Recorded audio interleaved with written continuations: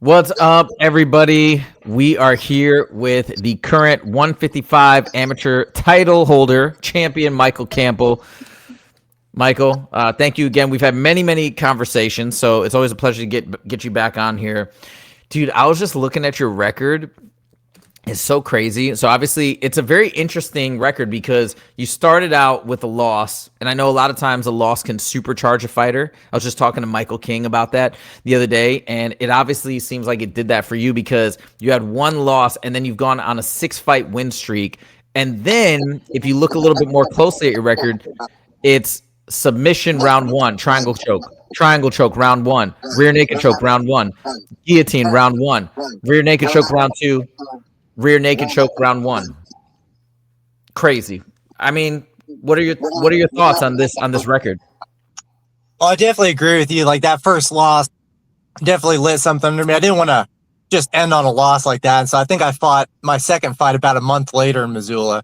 So it was a pretty quick turnaround for that. And yeah, I mean, I'm a submission guy. That's it. So it's always just a question of how it's going to get to the ground. Like half my fights, they take me down. Oh, 1 second.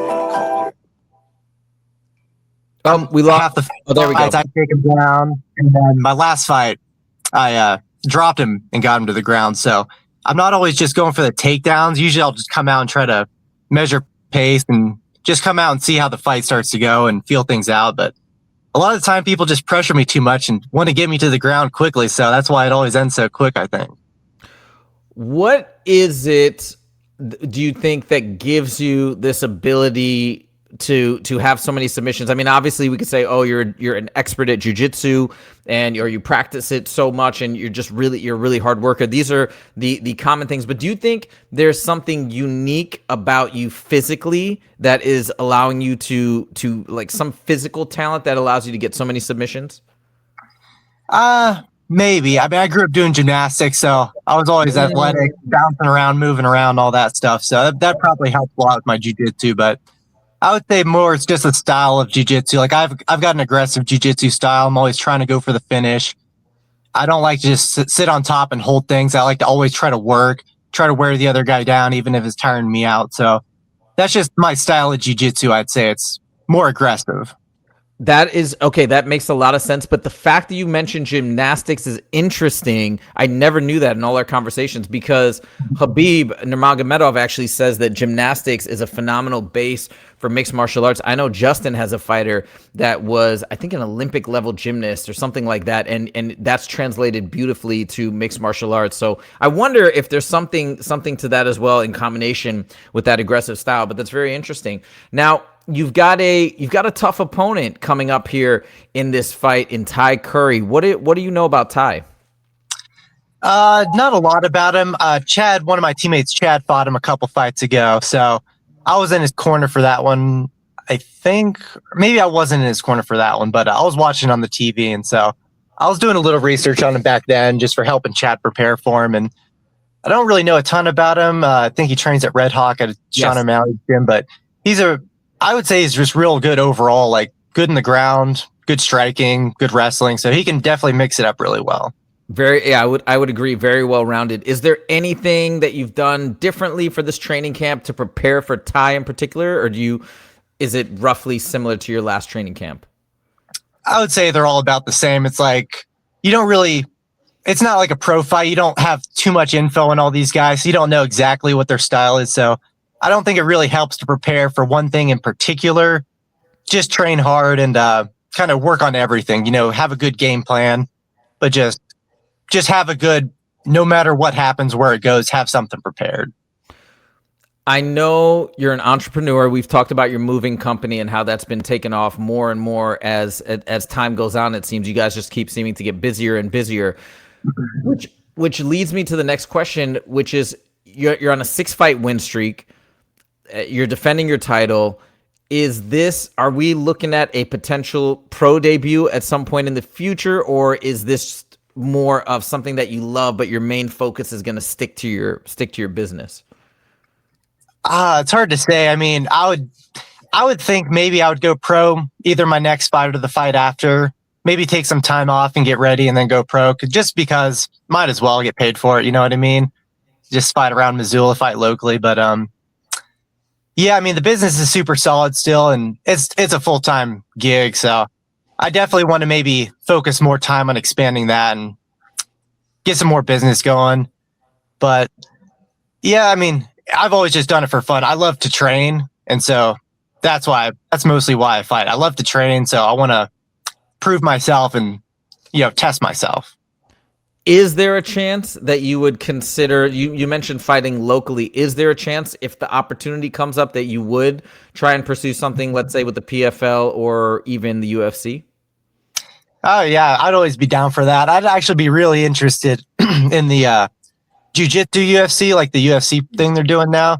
I think that would be super fun to get on. So that would definitely be something in the future I'd be interested in. If you had a choice between competing in the UFC's jiu-jitsu league versus straight up MMA, would you have a preference?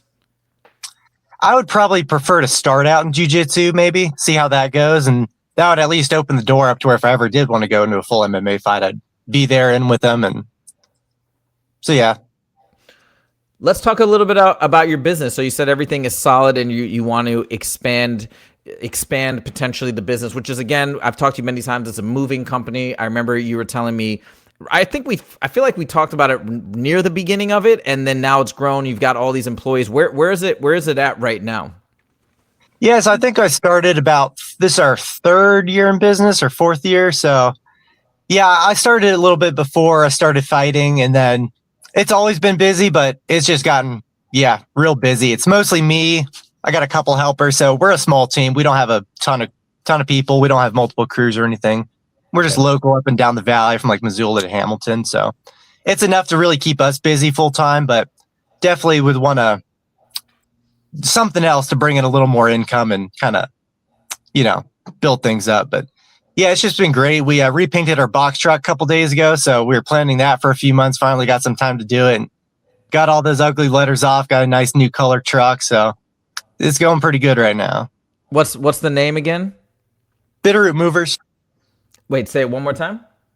Bitterroot Movers. Just the Bitterroot Valley here. Just make it simple. Got it. Okay, very cool. And in the future, you mentioned you don't have multiple crews. Is that something that you're aspiring for, to have more crews and do different locations simultaneously? Yeah, I mean, it's always nice to have multiple crews where if you get busy, you can send a couple guys off to do their own job and all that. It's just hard to trust people. You send a couple boys off to do a job and then they end up breaking something or doing something. There's a lot of drama. So it's a lot easier to keep everything just me and my two or three helpers, keep it between us and not have to worry about liability or anything like that. But definitely eventually it'd be nice to have a couple crews to just help even the workload and send people around and do all that. So definitely got to work on that the next couple of years. Got you. Let's talk a little UFC, because I think there's been some crazy stuff that has happened this summer. We got some crazy cards that have been announced. Obviously, we have 330 this weekend, 331 that was announced in LA, where I live, which is super cool. Is there anything past, present, or future that is the most exciting to you in terms of what's happened in the UFC this year?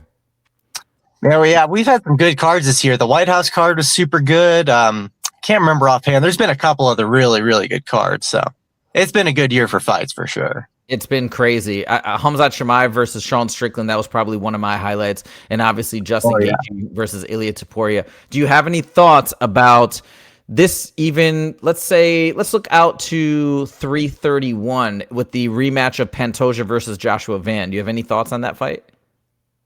I don't really know a ton about those guys. I saw the first fight where he broke his arm, kind of an accident. So it'd be really interesting to see, because Pantoja is so good. He's like one of the pound for pound most technical guys. So to see, if he can come back again, I think he'll probably still be the favorite, even though he lost the first one. So definitely excited to see that one. That'll be fun. I believe he is the favorite. I think those odds did come out. So yeah, that one's going to be really, really fun. I can't wait. Okay, now as we close it out, let's turn it back over to you. Is there anything you can tell us about what to expect in this fight without giving away your game plan?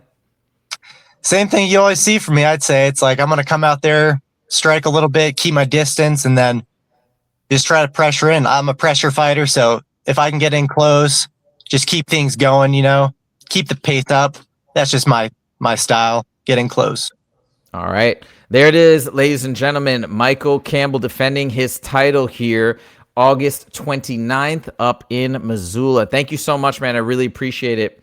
And we'll see you there. Absolutely. Always glad to talk to you. Likewise. Take it easy. All right, you too.